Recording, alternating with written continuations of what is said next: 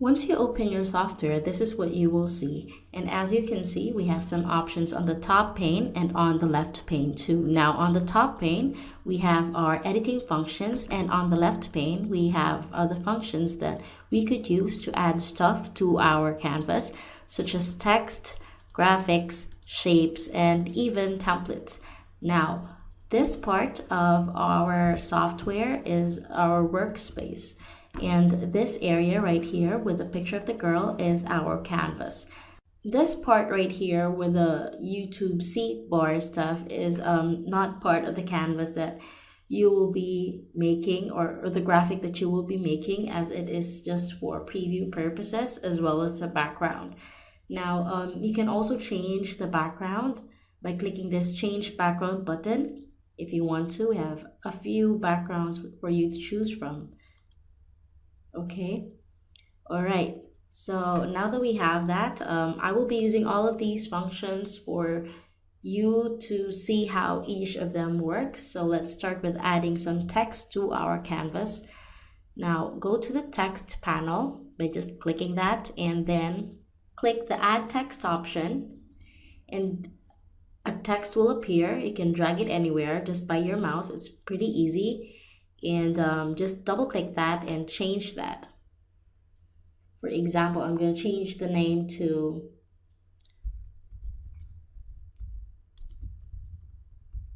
something like that. Now with the text, you can change the text font by, of course, selecting the text, and through this type option right here, just click this down button, and then we have a few font styles for you to choose from. Now just choose any of these,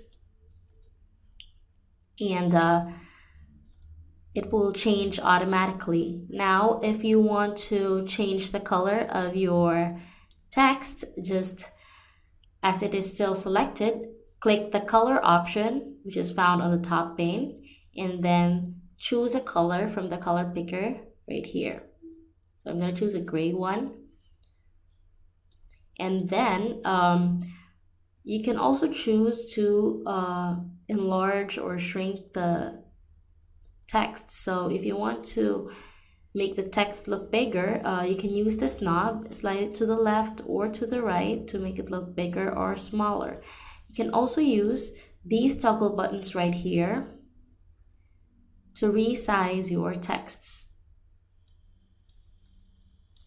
All right, now you also have the option to text align left, center, or right, most especially for non-one-liners. So to do that, just click on these text align options, and the text will automatically change depending on the alignment that you choose.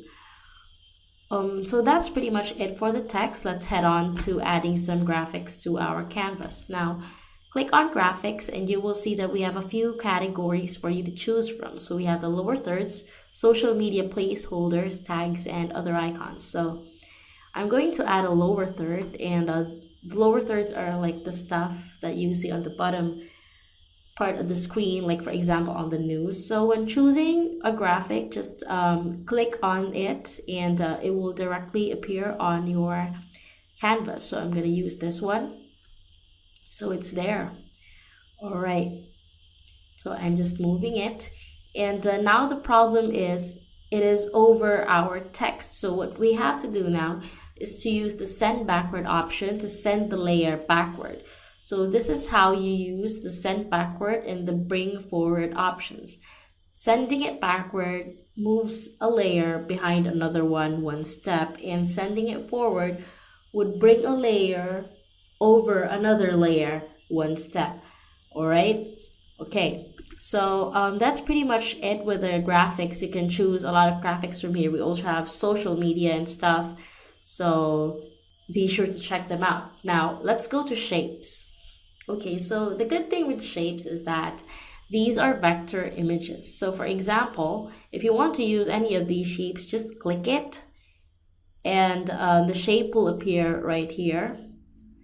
You can drag it anywhere on your screen, and then as for shapes, you can change them to any color that you want to. Just click on the shape, go to color and then choose a color for that using the color picker, and it will change right away like that. All right. Okay.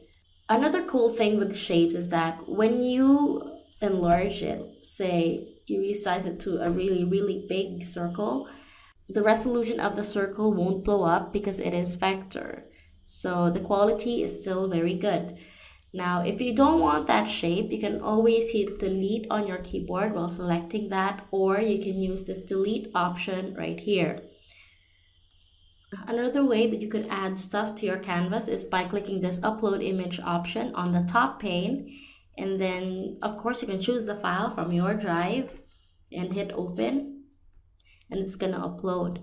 Now I have a very big image, so what I'm gonna do is to resize that using this toggle button, and I'm also gonna rotate that using this round or rotate toggle button that I have and put it here. Okay, now I'm going to show you how to use these undo and redo buttons. So when I click undo, it's gonna go a step backward, which is when I moved it, and when I press redo, it's gonna revert back into place. All right, so that is how you use the undo and redo buttons. It takes you a step back or a step forward.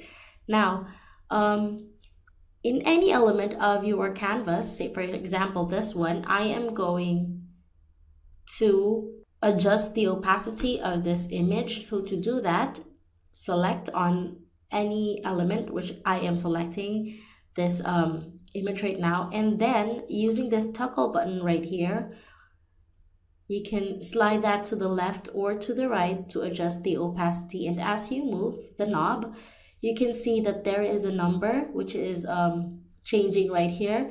That represents the opacity of your image. So for example, like right now, it's 39% opaque, and right now it's 80%. So it's really easy. You can play with that one too.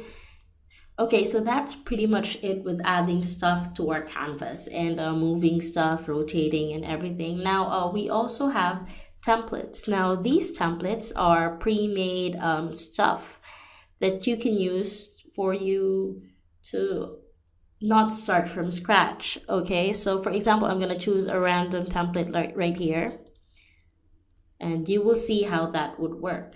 Now, these templates are very editable. Say for example, you want to change the text, just double click on that, and I'm gonna change the text to business forums. All right. It's as simple as that. You can also move all of these stuff right here. It's really very editable. That is how you use the templates. Just click on them and edit them the way you want to.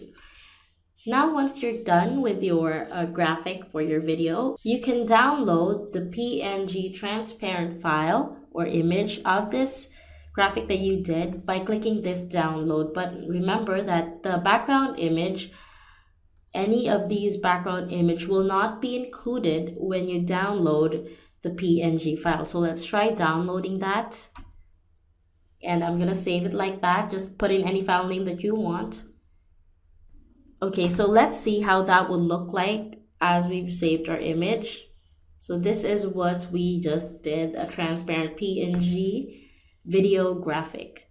All right, now let's go back to the software. You can also save an XML file of the graphic or the art that you are making. So to do that, hit save and choose a file, enter the file name and hit save. All right. Okay, so now that you have saved your XML file, you can use that one to edit it again on the future from where you left off. Say for example, I'm going to choose another template so you can see just the changes. Let's use this load button to load the previous graphic that we did, which is this one, my video graphic, and hit open, and it's gonna load the previous graphic that you did. So that's how the save and the load work. So that's pretty much everything on how to use this software.